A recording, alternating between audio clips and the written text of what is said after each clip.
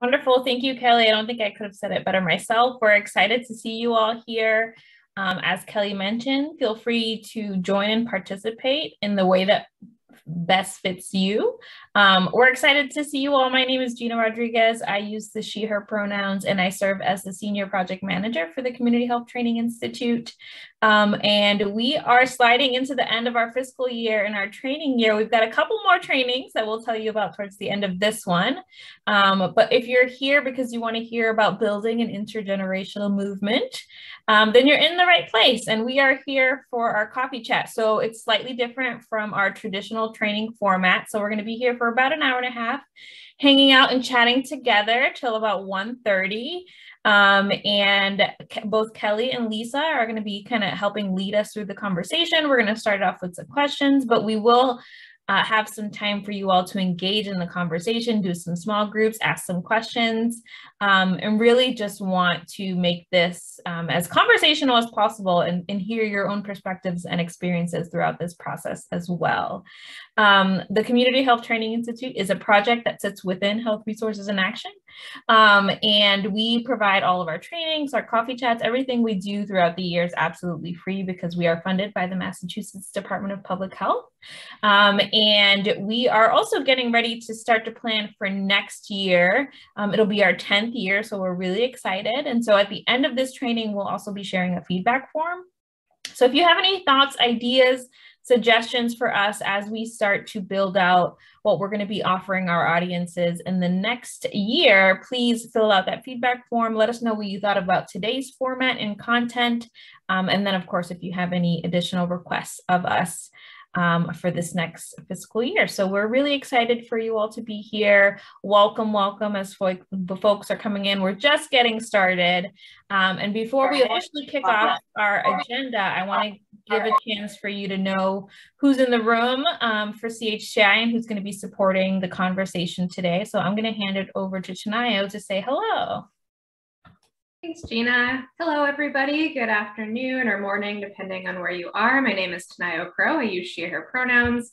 I am a program associate for the Community Health Training Institute. I've been on this project for almost 4 years, and I'm really excited to be here today. I'm primarily going to be supporting sort of the background tech stuff. So if you have any questions or run into any issues along the way today, please feel free to message me and I'll do what I can to help you out. And I'll pass it on to Lauren. Thanks, Tanayo. Good morning, everyone. My name is Lauren Bard. I am the newest member of the team here at Health Resources in Action. Started a couple months ago. I work on the Community Health Training Initiative as well as the BEST Initiative, and I am a senior training manager. And I'm going to pass it to Kelly.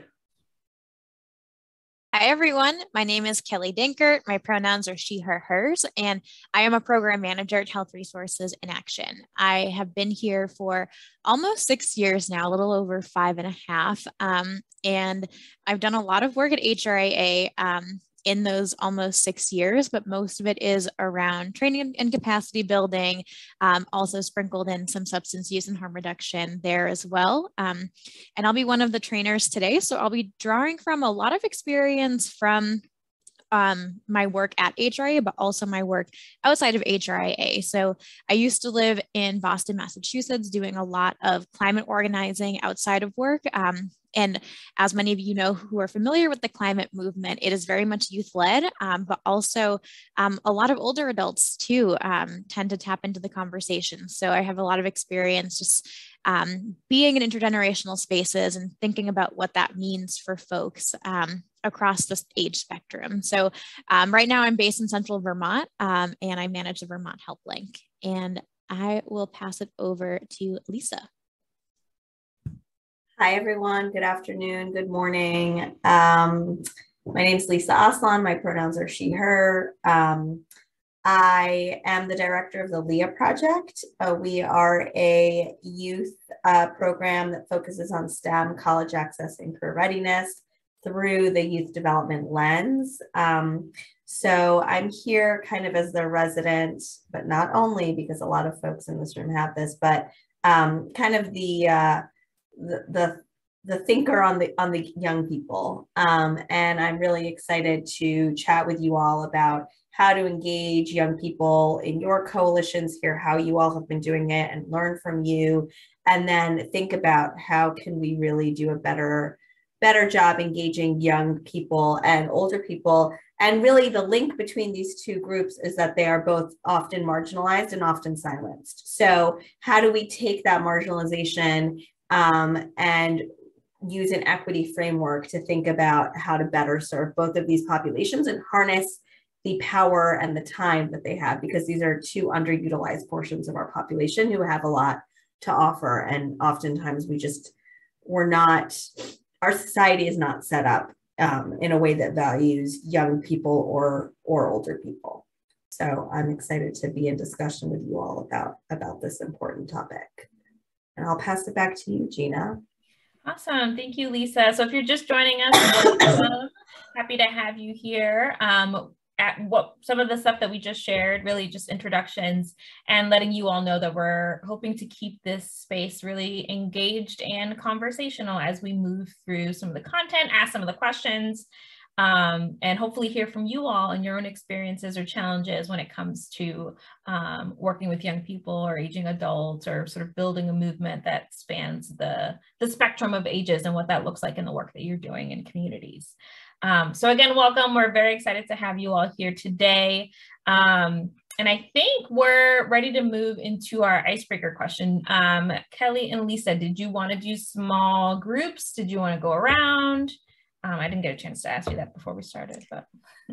I think we were initially going to do small groups, but it seems like we are a small group today. So just to keep it informal, I think we can stay in the large group and just hear from everyone. I think, again, that is the beauty of small spaces. You get to hear everyone's voice or read it in the chat box. And I know for me, I get FOMO sometimes when we go into breakout rooms. I'm always like, ooh, what are they talking about over there? So I think we can skip that feeling and do it here. So again, as we were all thinking through what does an intergenerational movement look like, all of us kind of landed on the question of like, what are the causes that young people, older people, everyone can kind of rally around. And then we were thinking about, people care about so many different things, and your life experience and how, like, when you grew up informs so much of the social causes that you care about. And so we were trying to think, what are some of the social causes that we really cared about when we were young people? And so we wanted to hear from you all too, just to frame the conversation to see if you still care about it and if you're still involved. So I know for me, in middle school, I read The Omnivore's Dilemma by Michael Pollan and got really jazzed about food systems and local food and sustainability and environmentalism. And I think coming back to this as an adult, there's a lot that Michael Pollan got right, but also a lot that he got wrong. I think there's a lot that he focuses on, like, individual decisions and saying, just buy fresh food, just eat healthy, instead of let's redesign the whole food system and actually make it work for everyone, both the workers and the producers and the suppliers and the consumers too. So I think my views around the issue in some ways have changed a little bit, but I think that was really something that got me interested in thinking about what I eat and how I eat, and just thinking about where my food comes from, that I still carry with me a lot today and still care very deeply about. So yeah, I'd love to hear from you all. Maybe Lisa, I can pass it over to you. And then for other folks, love for you to unmute yourself and contribute to the conversation, but also type it in the chat box and we can read it and share it out as they come in too. Sure. So I think there's two questions that we're answering, and we can pop it in the chat as well. So the first question is, what do I have in common with my teenage self? And I would say that I still am like a very eager socializer. I remember in high school being very eager to get out there and socialize. I think it's my extroverted just nature. And so that has only been amplified. And I see it very much in my two children who are 3 and 5.5. And they're like totally me, just eager and social. And then what social cause did I care about as a young person? I wasn't very engaged, but I would say that I did write for our high school newspaper. And so I did use that as a way to kind of discuss a little bit about inequity, but I don't think I fully understood it. So I was like getting there and feeling it out, but I didn't quite have the frameworks to talk about the way people were treated or to talk about inequity, but I like could see kernels of it there. So I will pass it to Gina. Awesome, thank you. I was thinking as you were talking, Kelly, around sort of food access, and it sort of brought me back to myself when I was younger. I grew up in Boston, and I'm one of six. I have a lot of siblings, and we did grow up in poverty. And so part of the sort of movement making, I learned a lot from my older siblings. I have three of them, two older sisters and one older brother. And when my family started to do a little bit better and got our footing, my mom made us volunteer at Project Bread. And so every year we would do the Walk for Hunger, and we would volunteer at different shelters. And it was just like a reminder of like, you know, support people that are going through this thing. And I don't necessarily know if I kind of knew that that's what I was doing. I was just kind of following along with my older siblings. But as I got older, I think it totally sort of impacted the way that I saw what I do for work and what I hold really important to me. And it has led me sort of to where I am, I think, throughout my life. So I think that was kind of my first experience, and like, oh yeah, I'm a part of something and I'm doing something that's important to me because of my experience. So great. I'll pass it on to Lauren. Thanks, Gina. These are amazing questions. When I wasn't too active as a teen myself, but I do remember learning about, reading about different stories of like the resistance in Europe during World War II. And now I look back and I know how valuable it was to have these role models. You know, I racialize as white in this space, and to have had these role models of white folks taking action and doing what they believe in for the greater good. I can apply that now in the things that I do in my own activism. So I think I look back at my teenage self and I'm like, I'm glad I read those books, you know? So who hasn't shared on the team? Tanayo, we passing over to you. Thanks. I haven't. My brain is really foggy, just for full transparency, getting back from vacation, but just sort of thinking about this question. I think similar to Kelly, climate change for me was really big in like my middle school into high school years. Like I was really into like environmental science and I thought I was going to major in it. I ended up being a history major, so we see how that panned out. But it's always been a passion of mine, and sort of how it's linked especially to like social justice and racial equity, and that's really carried into my work here as an adult. So are we just going to popcorn through participants? How did you want to do that, Kelly? Yeah, I just want popcorn. I don't want folks to feel pressured like they have to share on mute, but if you feel called to bring your voice into the space, I would definitely love that. But feel free to also just put in the chat box. So I know a couple of folks just signed on. So we're just sharing in the spirit of intergenerational movements, thinking about like, what do you have in common with your teenage self? And, you know, what social cause did you care about as a young person? And like I said, the chat box is right there. Feel free to put it in the chat or unmute yourself. Hi, Kelly. I'll share. My name is Jessica Burnett. I'm in Trenton, New Jersey. The only thing that I can think of right now, I think, is maybe a bit of behavior change, and thinking about, and this is probably TMI, but thinking about my younger teenage self and being at family functions and like having an auntie or an uncle say, like, go in the cooler and grab me, I don't know, a Corona or like a Heineken, and I would, or like grab my pocketbook so I can get my cigarettes. I remember being, but they're not good for you, and like, you shouldn't do that. And I would want to talk about like them, you know, and now like I'm doing work in substance use disorder world and also managing a technology for our community, and find myself doing a whole lot of like change management stuff. So it's interesting to see how that kind of followed me into the work that I'm doing now. I love that. I love that you were doing harm reduction and having conversations before you probably even knew what that was. Thanks for sharing, Jessica. Hi, I'm Jen. I'm coming in from Boston. And so when I was in high school, I was very passionate about injustice. And when I was in high school, I remember there being, it was Poland was actually, no, was it? I think it was Poland or Czechoslovakia was having a kind of an uprising. And so I remember going to marches for that. And then also apartheid in South Africa, and Nelson Mandela was still not released yet, but he was released like when I was like in college. So those were things that I remember being involved in, like protests and stuff like that. And I think I can't remember what the issue was, but I remember a walkout from high school. So every high school student should have a walkout from high school at some point over something. And I guess today, you know, it's just, so I would still work with teens, but a lot of it is, even if we're doing health and wellness work, I'm like, okay, well, injustice, you know, it affects your health and wellness. So I find a way to like get it in there, get people learning about how to, you know, exercise their rights as citizens. So, yeah. Thanks so much for sharing, Jen. Totally agree. Every high schooler should experience a walkout at some point. It's very empowering. Heidi, I see you just unmuted.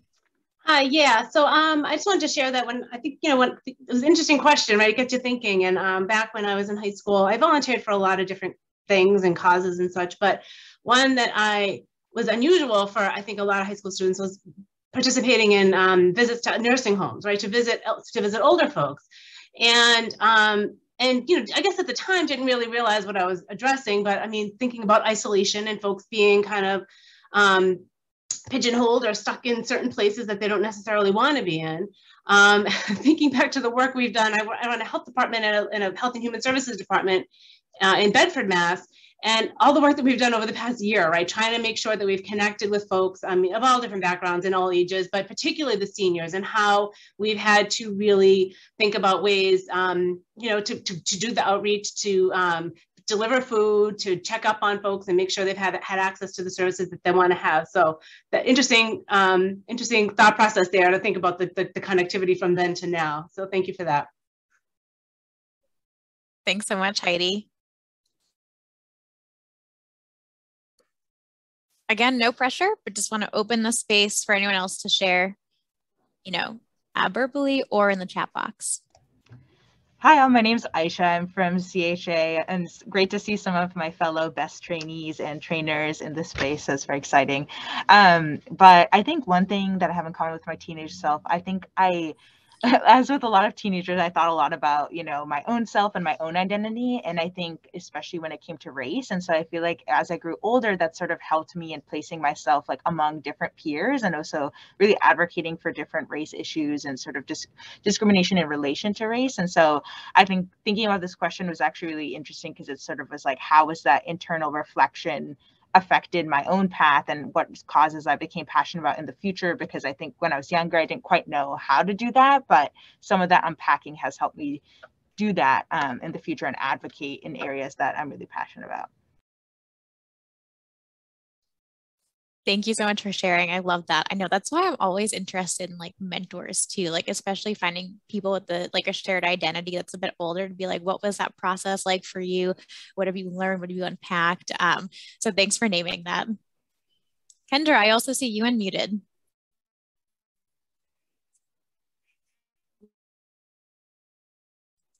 It says you're green, but I can't hear you. I don't know if other folks are experiencing the same.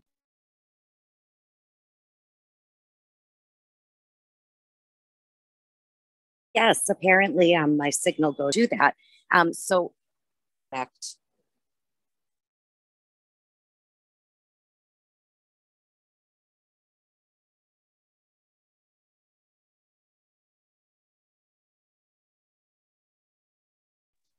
We heard you for a little bit, but then you went back out. So I'm sorry, Kendra.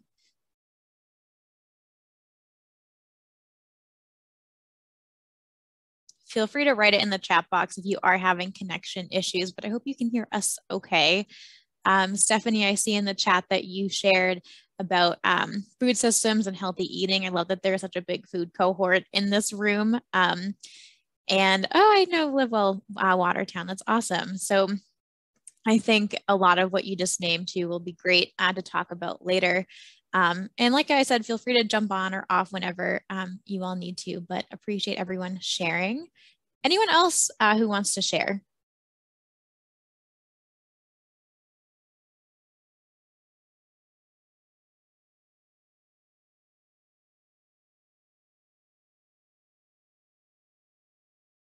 If not, we can definitely jump into a bit more content, but don't let me and Lisa talking deter you from reclaiming the conversation for yourselves. Interrupt us, unmute, put in the chat box. But I think, yeah, we can get started with our kind of like targeted panel discussion. But, you know, Gina's going to ask us a few questions and we're going to share some experiences from us. But at any time, please unmute, put in the chat box and jump in with your experience and your lessons learned too. But I think I'll pass it over to our grand moderator, Gina.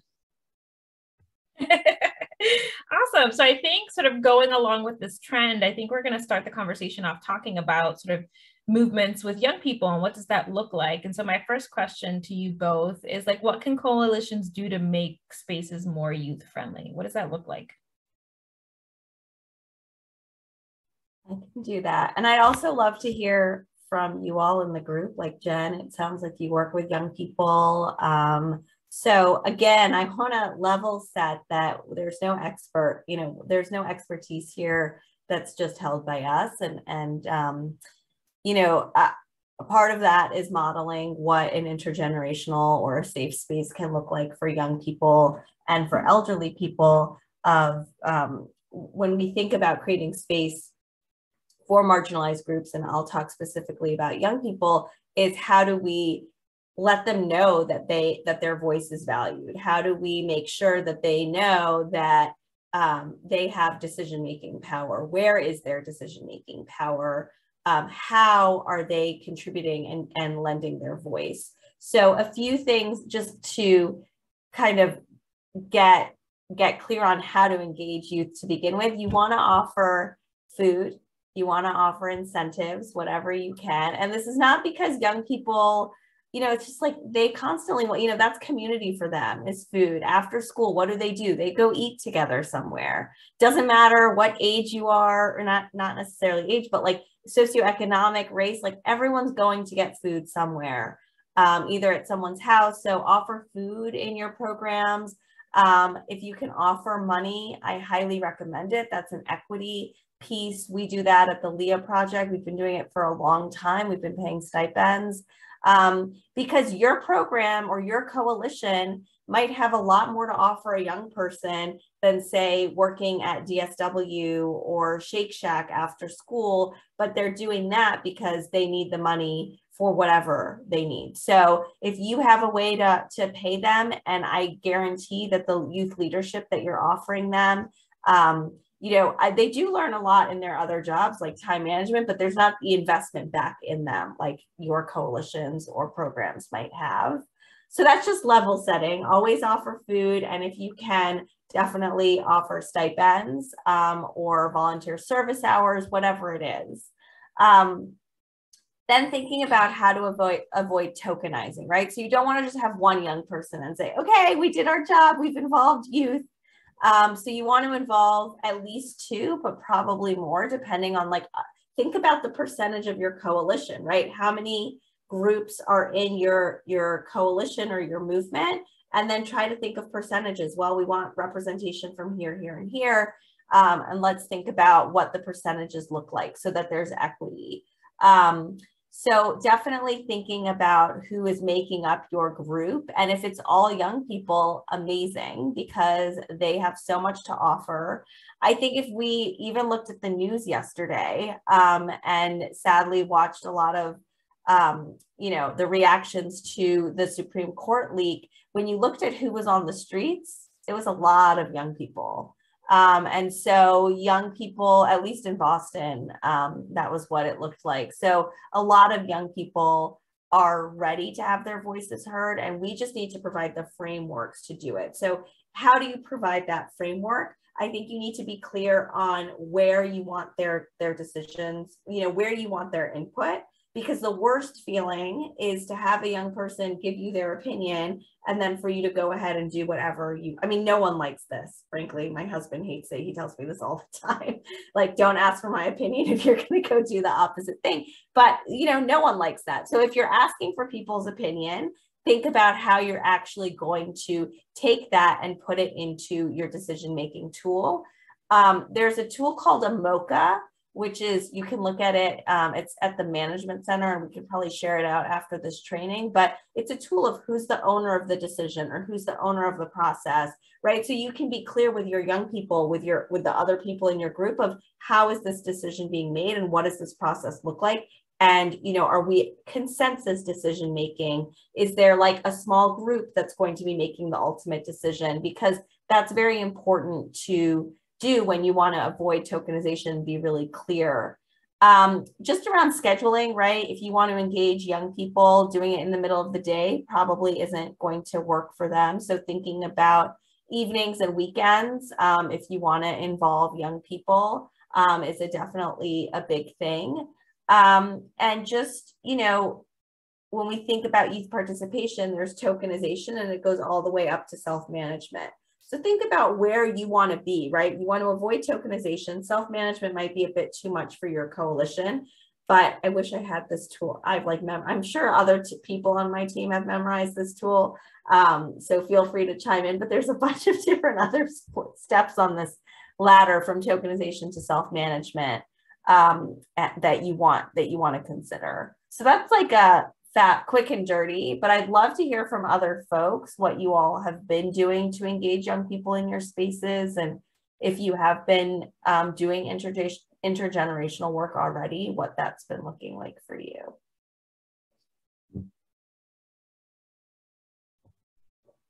I would agree with everything that you said. Those are all real important. As much as possible, I try to involve the youth in the planning of whatever we're doing.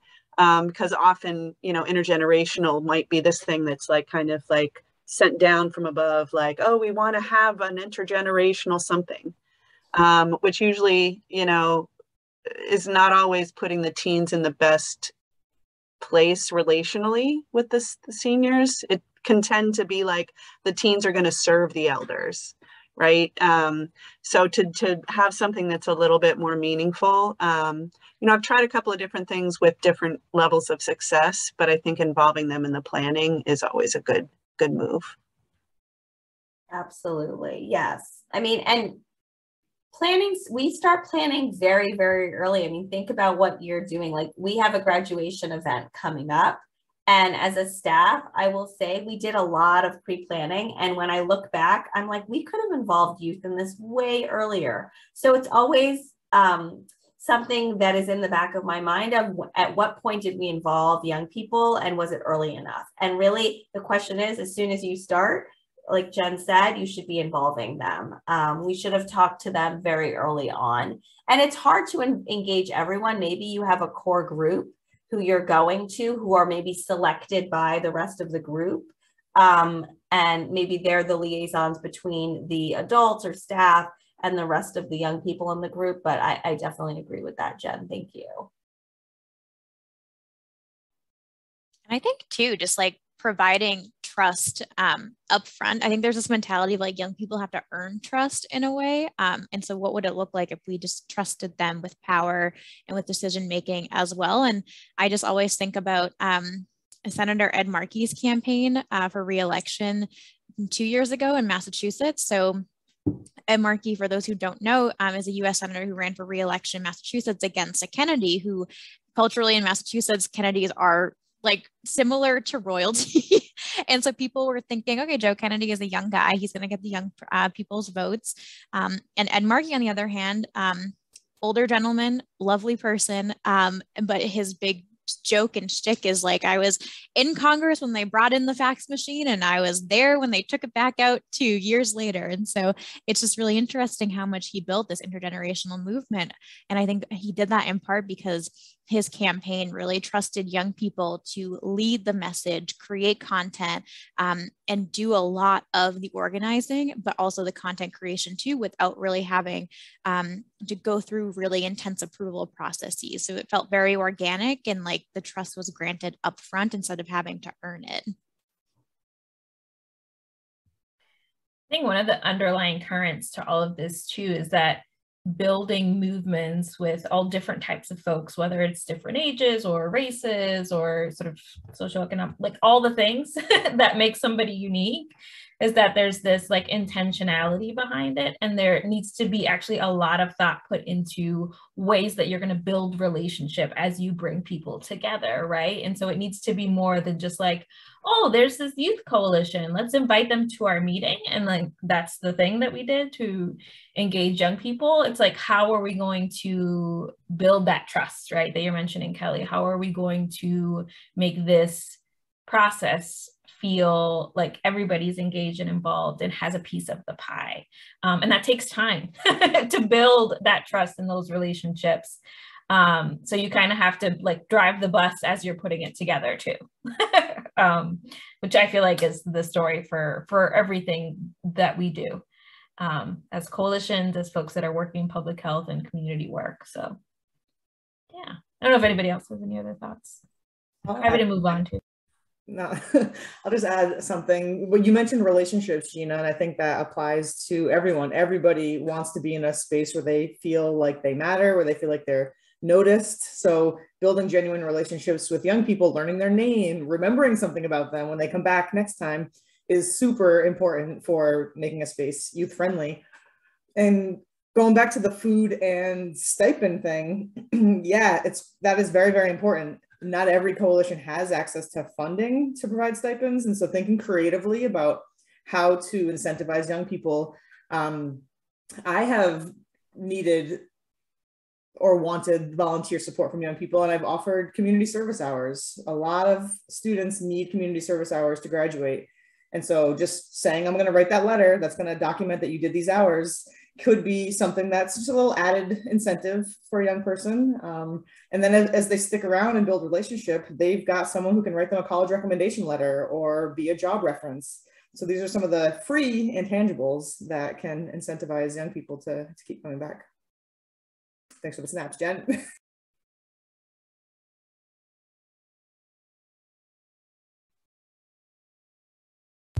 Awesome. Any other thoughts around this? I know that there's some action happening in the chat box. I see Ashley shared that their coalition has young people Zoom in from their free period or their homeroom, which I think is awesome, a cool way to sort of take advantage of some of that free time during the school day and still incorporate young people and meeting them where they're at. So that's really cool.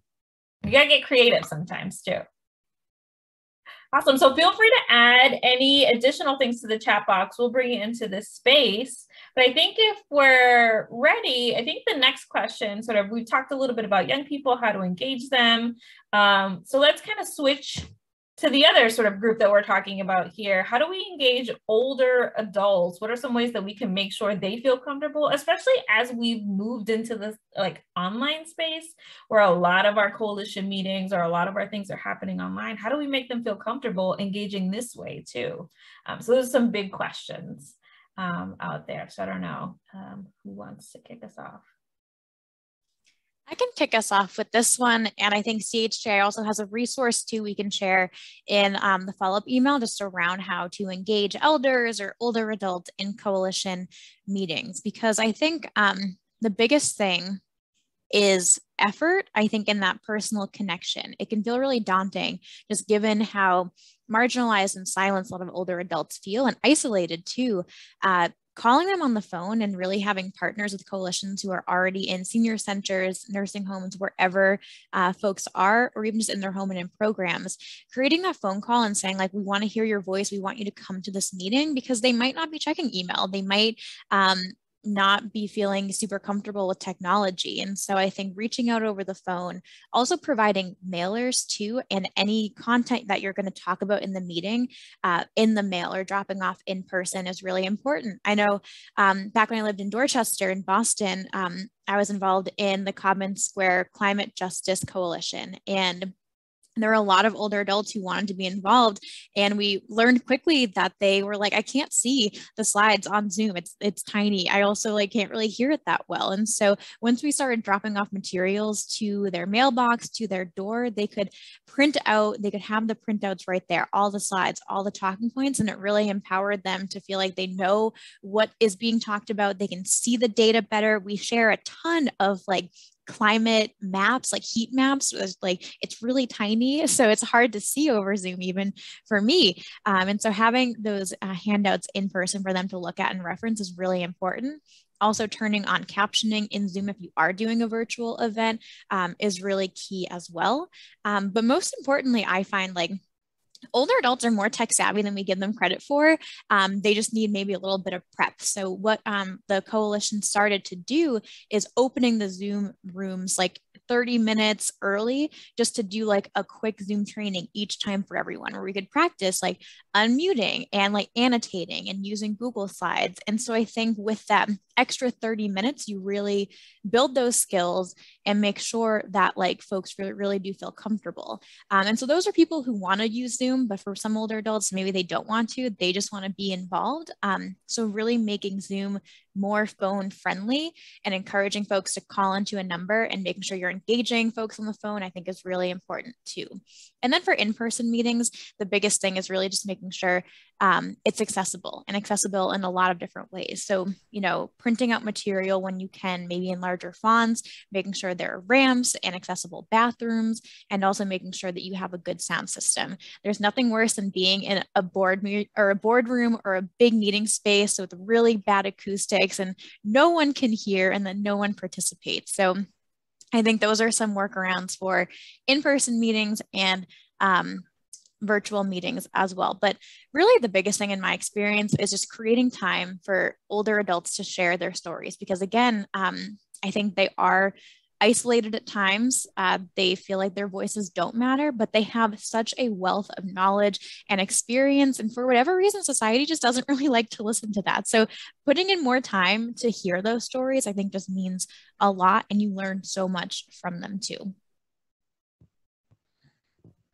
Other thoughts or ideas from experience working with older adults and engaging them? It depends on what age bracket you're talking about. You could be talking about a 90-year-old right now.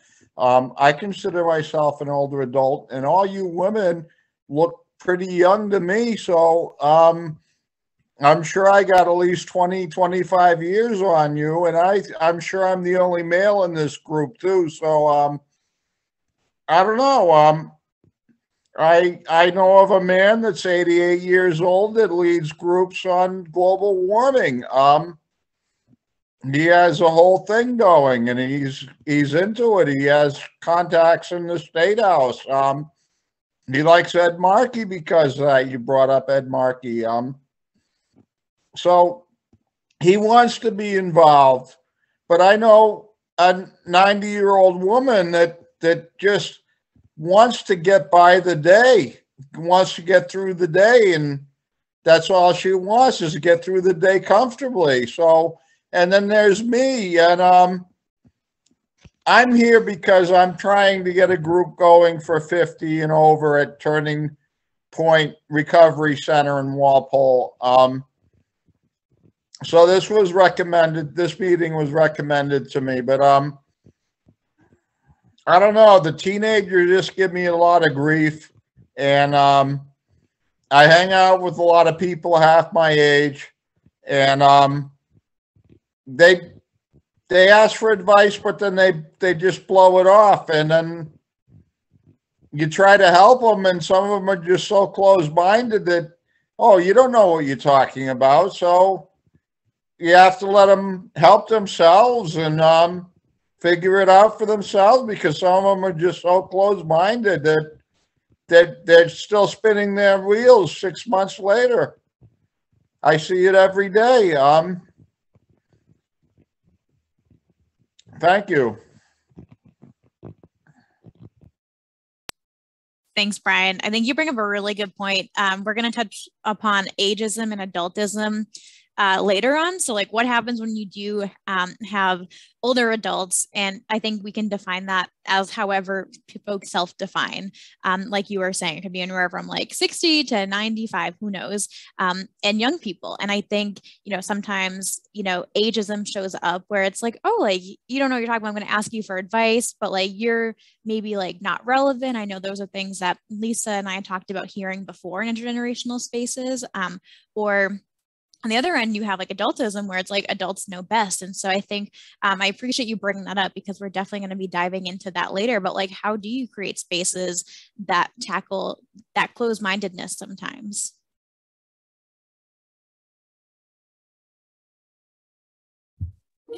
I think both of you bring up some great points. Thank you, Brian, for sharing your perspective. Part of, I think what you both bring up is that there's this, when you're trying to bring folks together, there's like this piece of like the investment of time, right? And so depending on your group, people are going to value that differently. And when you're trying to bring folks together and move folks forward at the same time, you have to sort of gauge how much time you spend in that relationship building piece and balance that with like, okay, how are we going to sort of move forward to get to our goal, whatever that goal is of your group.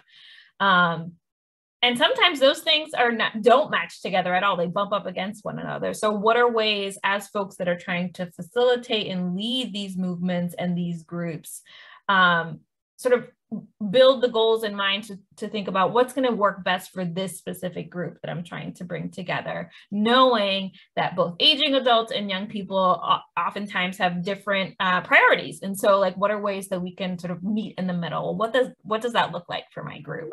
I think for us as a training institute, we're constantly trying to figure out like who our audience is for a specific topic, what are they really interested in? And then we try to keep it as broad as possible because we have people coming from all over the place. So what does that look like for us? And for each training, each workshop, each coffee chat, it's going to look different depending on the audience. So I think it's lots of questions for us to consider as we start to bring these groups together. So I think you both bring up some really great points. So thank you. I don't know if there are any other thoughts that folks want to share.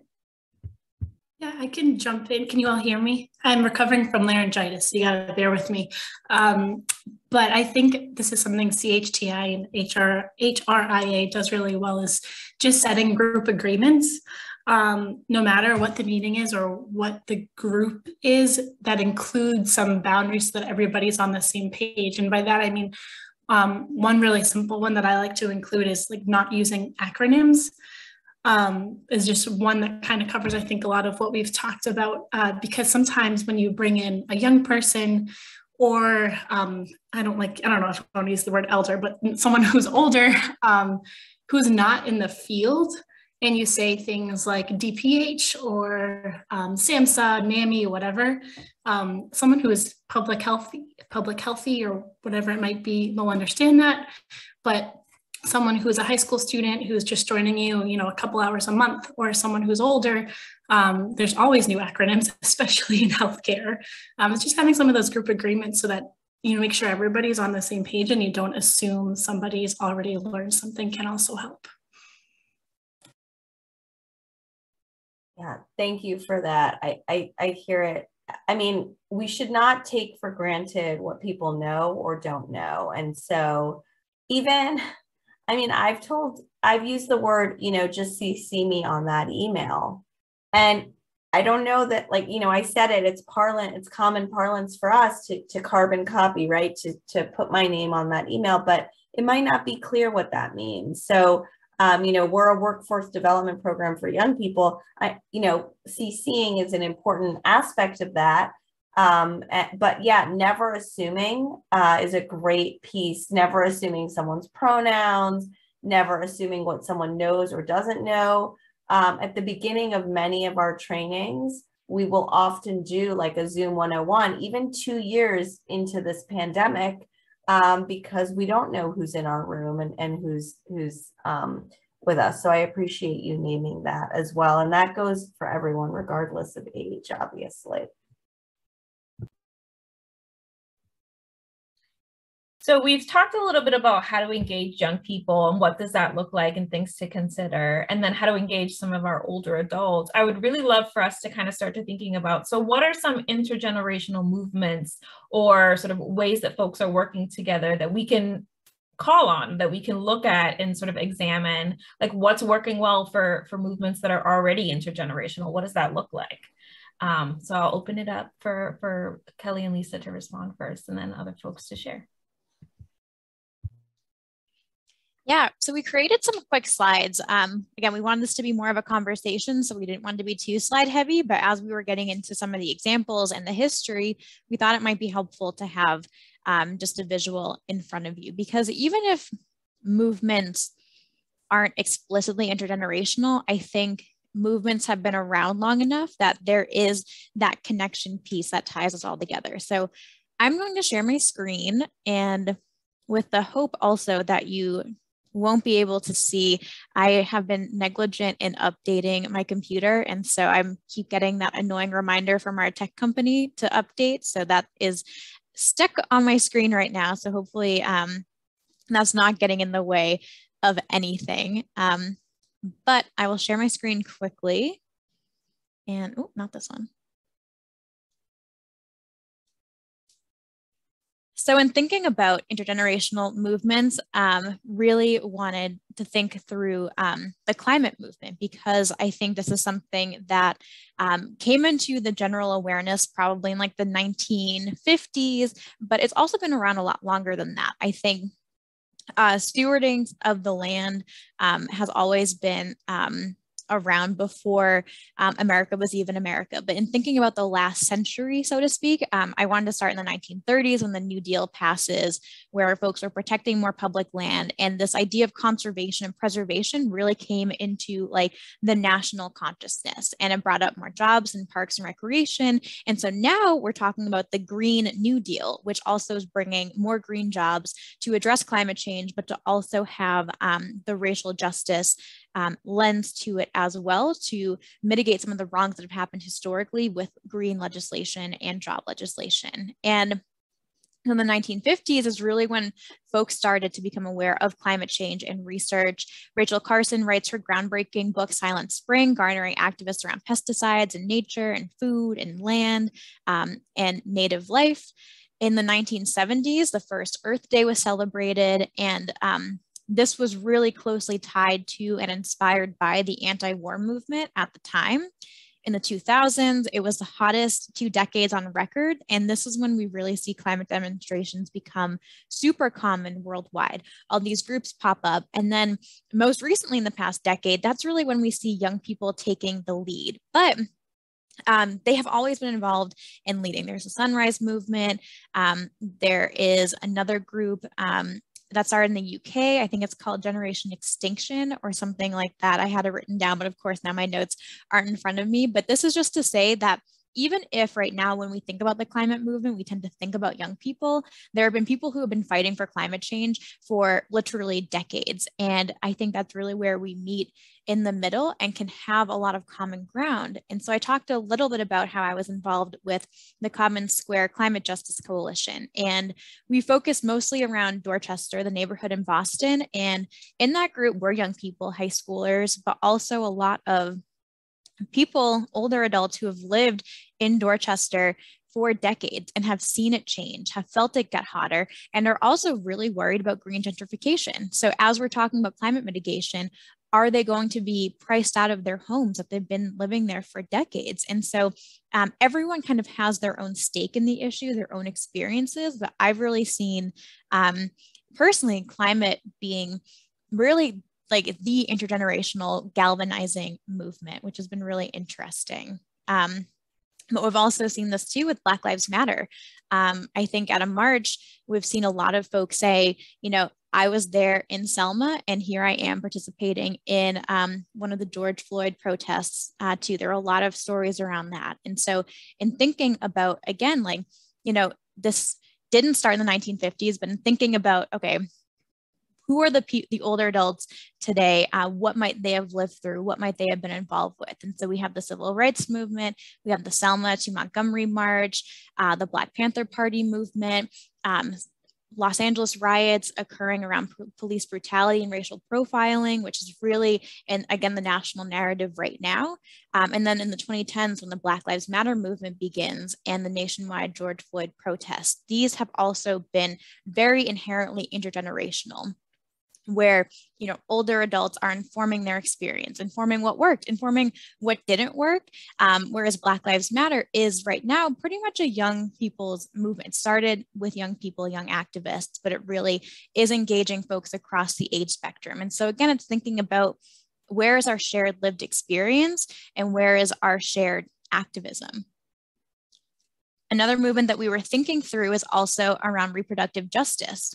So in thinking about access to abortions, access to birth control, and access to reproductive rights, NARAL pro-choice has been around since the 1960s, and they're the ones who have really been providing a lot of the resources and the funding and the activism around Roe v. Wade and abortion access too. And so you have this movement that started again in the 1960s and is still relevant today. And so there are people who have engaged in multiple aspects of this. And I think where a lot of the opportunity comes in to have the intergenerational piece is around how these movements have changed and grown and become more explicitly equitable too. And so I really want to draw attention to the 1994 date, which is when reproductive justice movement is coined. And that really is looking at reproductive justice through an intersectional lens to really center the experiences of Black women and Black people who give birth in the movement.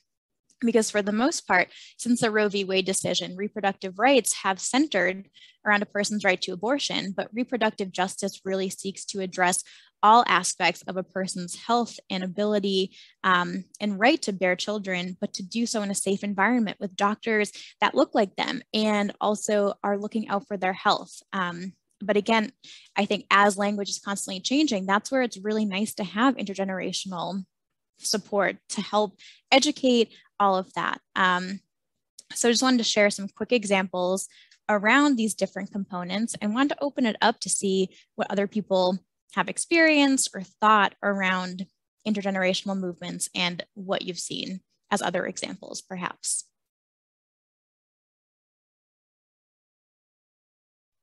Just wanted to lift up Aisha's, I didn't read it all, but I'm going to read it out loud. How do folks have conversations with youth when it may seem like they and those before them have been fighting for an issue that has been going on for long, multiple generations, and there's still so much to accomplish and the fatigue that can come along with that? Anyone have anything? I mean, again, we're not the experts, but has anyone dealt with this, I assume?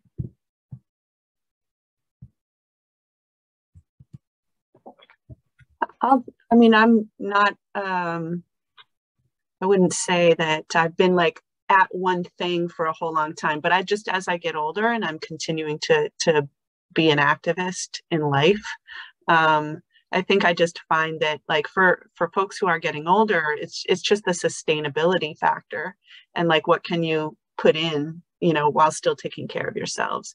But I feel like, my work with teens does bring me energy because it's kind of like they have energy. And so then I don't feel like, oh, you know, we're not going to get to our goals because I'm going to run out of energy to do it. That there's more people who are supporting and bringing into the work. So, but I think, yeah, I mean, I think having those conversations with all of the people in the group is important so that they can see like each person is playing a role, not playing a role, but is bringing different kinds of things to contribute to sustaining the movement.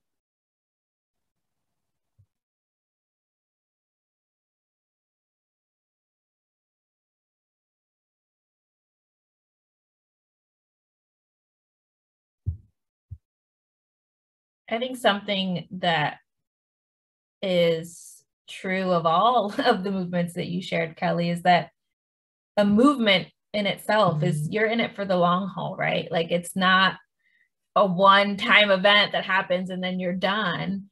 And so part of being something that spans generations and sort of moving in and out of that, I think it's really important along the way to celebrate those small wins. Like maybe we didn't change this law, but we built this relationship, or we've got more people on our side, or we got more press and people to understand like what's actually happening. Celebrating those small wins along the way, I think helps re-energize people and remind folks that there are things to be celebrated, right? There are those wins that are really important to get to that big thing at the end, and keep people, I think, fighting for another day.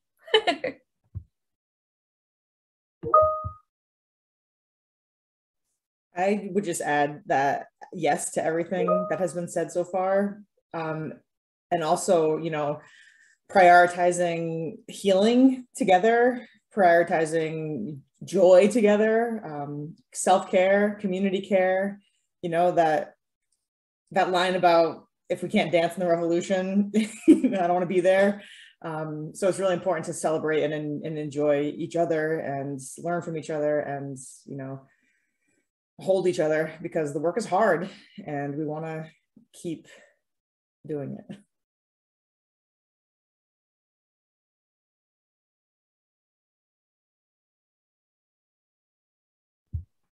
So I think we're, oh, Gina, why don't you go ahead? No, go ahead. I was just going to say that we would love to shift to smaller groups now just to discuss these topics. And because you all have been so wonderful, I think we'll do it for 15 minutes, right? Well, maybe 20.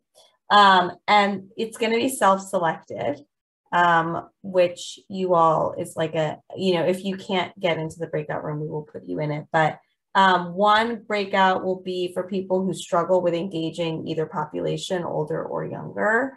And then the second will be more focused on bridging divides and finding common ground. So for established coalitions or organizations who are just want to like talk about your strategies. And we have smaller groups, so it will probably be 4 and 4. Or you might be able to even stay in the large group, Lisa, yeah. just where there are so many CHTI folks in the room too. Yeah. So wait, Kelly, did you want to discuss both in the larger group instead of doing the breakouts? I think just whatever calls to folks, we can like present whatever comes up, just where it is a small group. I think we can really just dive deep into both of them, and probably again, so everyone can hear what's happening. So we can talk a little bit about engagement if folks have those questions, or talk a bit more about like how to navigate intergenerational spaces.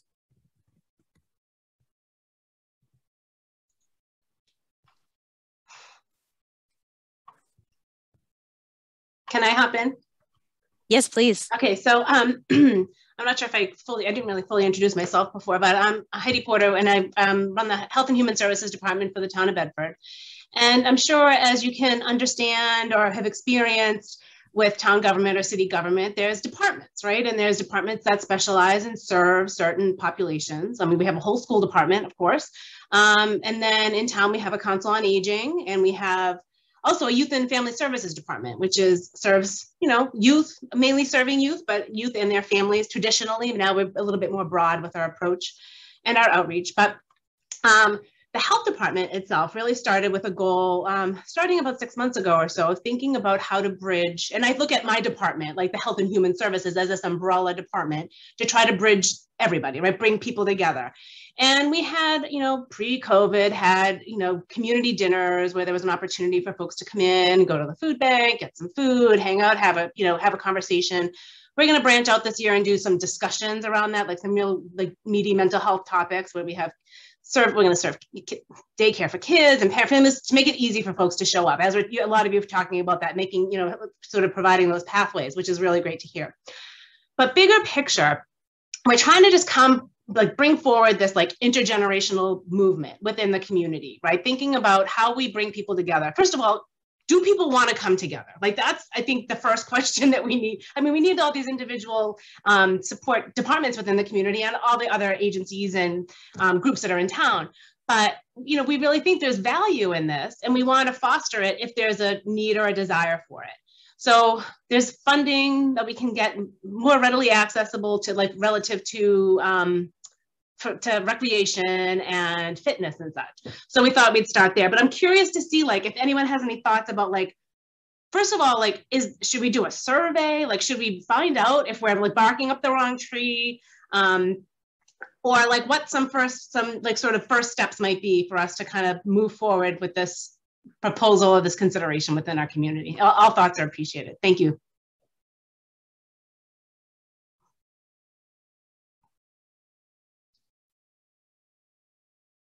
Yeah, I'd love to hear what other folks too also think about that before Lisa and I jump in.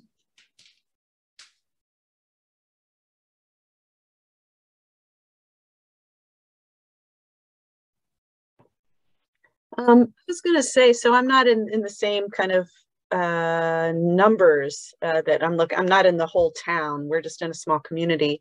But I guess I find that like trying to work organically, like what are people already doing? And then is there an opportunity there for intergenerational? So for instance, we have some garden projects, right? And so I like to hire teens to do it because first of all, it's something I like to do. So it's selfish in that way that I like to do it, but it also meets a lot of different needs in terms of food security and just like health and wellness and that kind of stuff. So I like it. And then I get my teens to work on it. And then I open it up to the community. And so then people who are interested come to it. So we've got some stuff there, but it wasn't like, we didn't go in with intergenerational as the first goal. It was kind of more like, what do we like to do? So I do like that idea about a survey, but like people, like surveys are like, you know, can tend to be too much, you know, even just like 2 or 3 questions, like a poll, you know, like, you know, what is your top things you love to do? And then anytime that you like can pay kids to help you do something, that brings them in the door. So that's helpful. Thank you so much.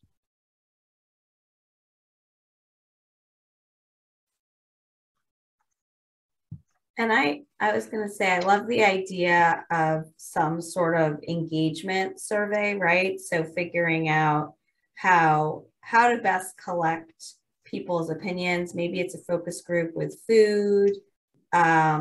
Maybe it's a survey where anyone who does it gets automatically entered to win some sort of gift card. You know, just thinking, you know, because it can be hard just without necessarily having already engaged folks to do that work. And so you want to offer incentives where you can, is what I would say. And I'll pass it to you, Kelly, because I saw you had unmuted. Yeah, I think similar to what Jen said around like what people are already doing, but also where people are already gathering too. Sometimes that's the best way to collect information without a survey, is just finding those spaces where all of the community kind of gathers, whether that be an event or a grocery store or some kind of center, and just like having conversations or even a table there where you can just ask people questions and get some information a bit more organically without, I know for me, like I love surveys, but I always struggle. I'm like, am I overburdening the community by asking for more information and more of their time? Whereas if you find those places where people gather, I think depending on which community that you're going to, I know some cities and towns have a really thriving faith-based communities. And so a lot of like church events, things like that, natural gathering spots for young people and older adults and everyone in between. Great ideas. Thank you so much. The other thing I'll add too is taking advantage of what's already out there. So sometimes like we are racking our brain trying to find information that is already in existence. So maybe there are similar groups that have done similar surveys or have collected similar input. So I think relying and sort of tapping into our partners doing this work is really important too. And then calling back to some of the stuff that we shared earlier in terms of engagement, is that everyone, when they give their input, they want to know how it was used and where it went. And so I think once you've sort of gathered that information, bringing that back to the community, like, this is what we heard. Is this reflective of how you all are feeling? Kind of checking back in, just being like, does this make sense? And given this feedback, this is what we're going to do, or this is how we're going to proceed forward, just to do that, like, check in back with folks. Like, does this still make sense? Do you still feel this way? And like, does our next steps also connect with this feedback that you all gave us? And we want to bring you along for the ride as well. So I think some of those pieces can be really helpful for folks to see how their feedback is being used, and to take advantage of what's already out there too.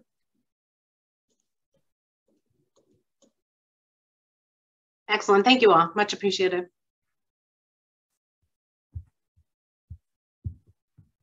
Any other questions or challenges in these areas that folks want? I mean, this really is kind of a learning space for all of us. So if folks are coming here with questions or thoughts on their mind around how to engage or how to build something that's more intergenerational, we welcome that in this space as well.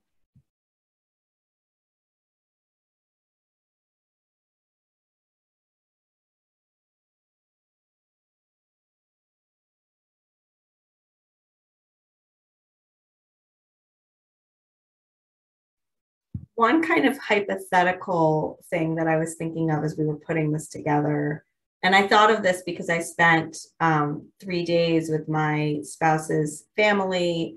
It was 30 of us in one house, ranging from ages 3 to 82. A very intergenerational experience. And there were a few teenagers there, New York City kids, who were not into the humor that their elders were sharing. And, you know, there was a lot of like, oh, I'm going to cancel, you know, it was a really interesting experience because we had these like grandchildren telling their grandparents or their parents, like, what you're saying is totally inappropriate. And the funny thing was that they were taking it to like, oh, I'm going to share this with everyone and then you'll be canceled. And the older people in the group were trying to say, okay, well, thank you for telling me that this didn't land well with you, but why do I need to now be like publicly shamed? And it was a really interesting conversation to watch unfold. And I think that as we do think about intergenerational movements, it's important to think about where different people are in terms of their views, right? Because a lot of the jokes that were being shared were from Seinfeld in the 90s, right? And maybe Seinfeld wouldn't land very well in 2022.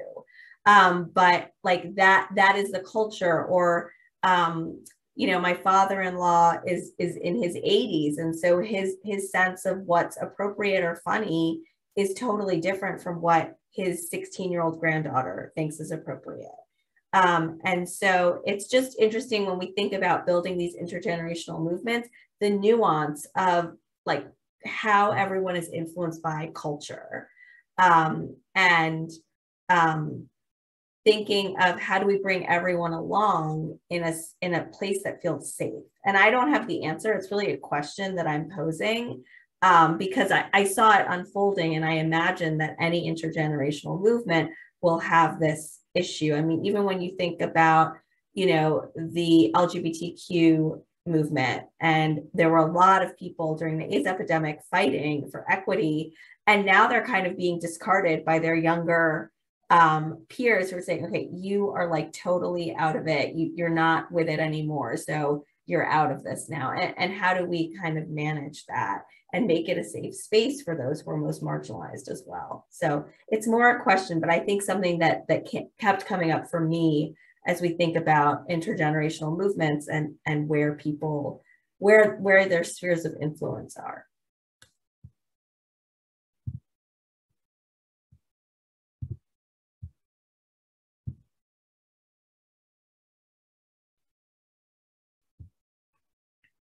I don't have an answer to that, Lisa, but part of what that brings up for me is like, this sounds like a space where it is like family. Like these are folks that have relationships, ties to one another.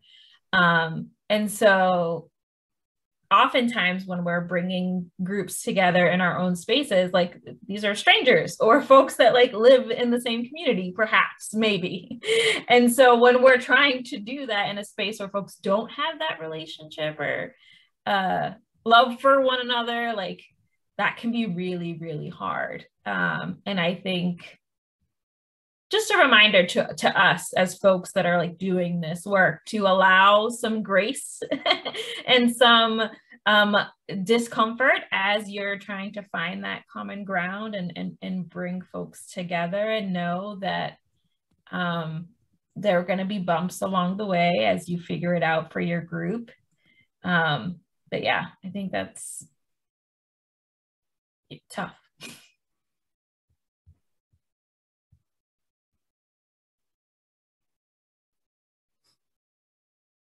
Anybody have any thoughts or want to share any similar experiences trying to figure it out? I mean, maybe this only comes up in the context of family and not like a coalition, but I imagine that it could extend to a coalition even with group agreements. Like, would someone be tacitly kind of ignored or pushed out because they did or said something that didn't land well with the younger folks? Or are there mechanisms in action among the group where it's like, okay, well, let's identify there was a hurt that happened here. What does our repair look like? But I think that in order to do that, you'd really have to be in relationship. And Jen is kind of saying that as I'm saying it. So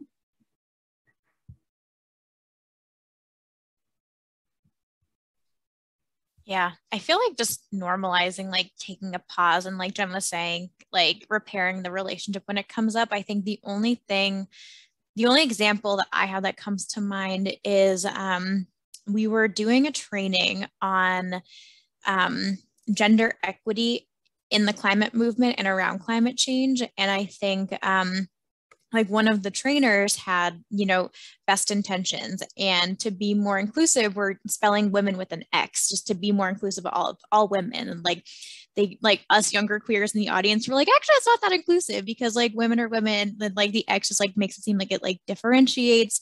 And like, anyways, so I think we like folks in the room were able to just kind of push back on that. And even though there was that power dynamic there, I think, talking about it, giving space and pausing in the training just to have that moment of correction and like reflection and just creating that like system of accountability. And this was like a public meeting. It was a really small group. So I think in a large seminar of like 100 people, I don't know how realistic that would be to like stop the training and be like, give that feedback in the moment. But I think just normalizing that holding of accountability and pausing to learn, I think is really important.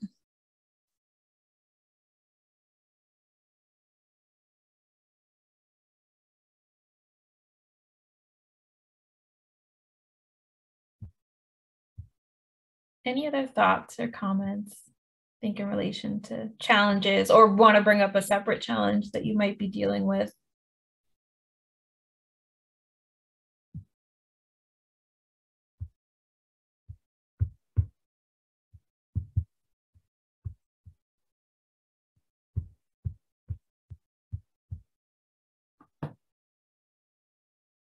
I'm totally cool with an awkward silence too.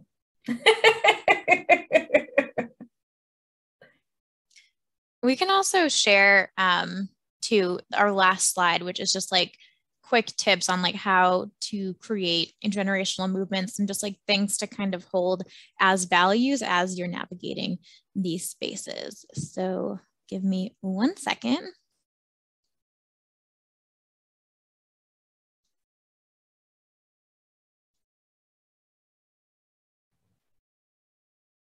I guess while you're loading that, it just occurred to me too, I was making a plug earlier for like paying teens and, if you pay them, they will come. But I think in all fairness and for equity's sake, it's important to consider that for elders as well. Thank you for naming that. I completely agree.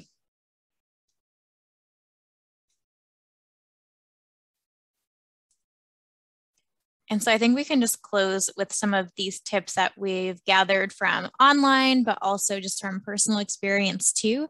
When you think about tips and tools for intergenerational work and navigating these spaces and the power dynamics at times that we've all talked about. And I think, again, learning how to improvise and also taking that pause and having that conversation to unpack things and repair relationships is really great. Being aware of how ageism and adultism on both sides can show up. And again, how to have these conversations and build these relationships to help build trust on both sides and to really value the perspectives that both older adults bring and young people bring too, and work through some of that. Like, I'm going to want to ask you for your opinion, but then not take it. I think, again, that's where the trust can come in. Being patient with learning. I think we all say the wrong thing sometimes. We all are still on our different learning curves. And I think being patient with learning and also teaching as well, I think is key to this work. Being emotionally present, being in touch with your emotions. If someone does say something completely out of line, really being emotionally present and not just like checking with your own emotions, but other people in the group, and really focusing on having those breaks and those conversations to help mitigate some relationships and to have tough conversations. Asking a lot of questions and also assuming best intentions and leveraging storytelling. I think young people and older adults and everyone has such great experience, lived experience and stories. And we really learn not really through data, but just through people's experiences and their personal stories. So these are some things that we've kind of gathered over the years, and curious if anyone else has other tips to add as we're building and navigating intergenerational spaces.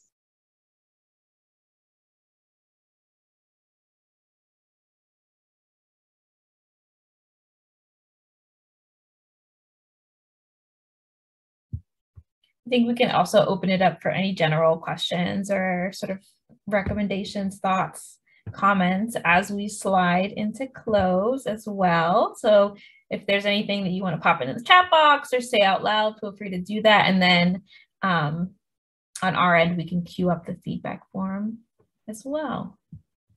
I'm going to mute myself and then allow you all to share and pop in, and then Lisa and Kelly too, feel free to close this out.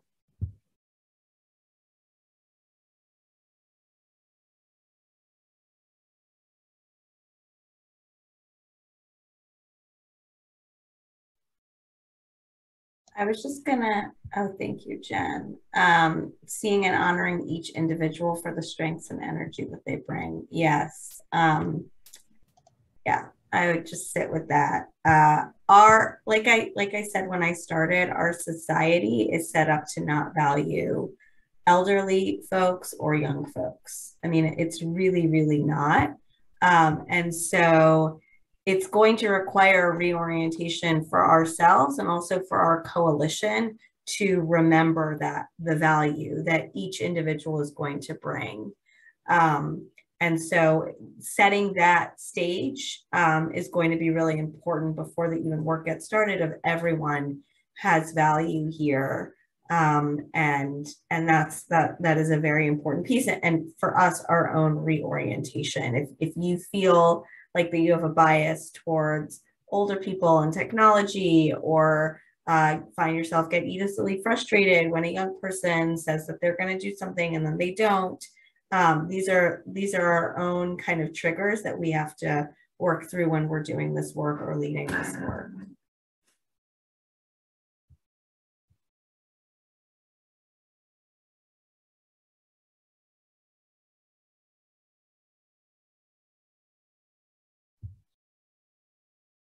Any last thoughts? Kelly, I don't know if you wanted to say anything else as we close out.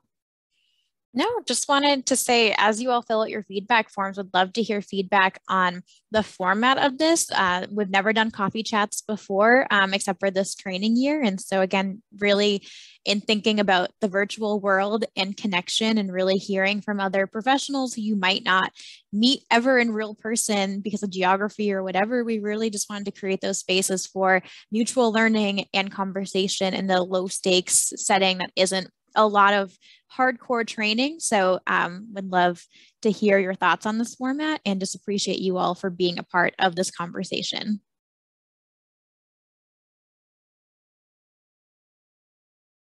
Gina, you're muted. Of course.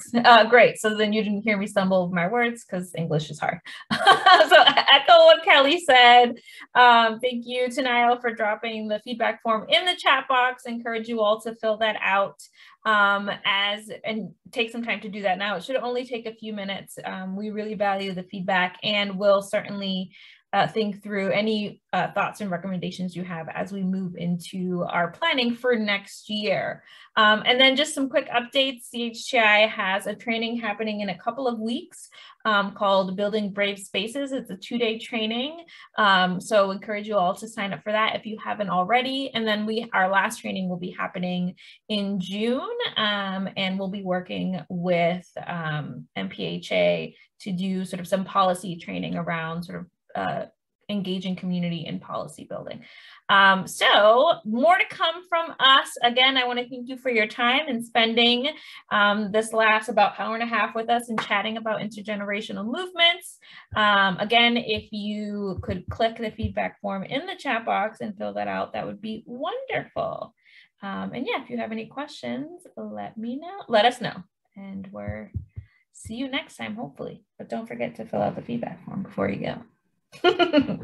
Thank you, everyone.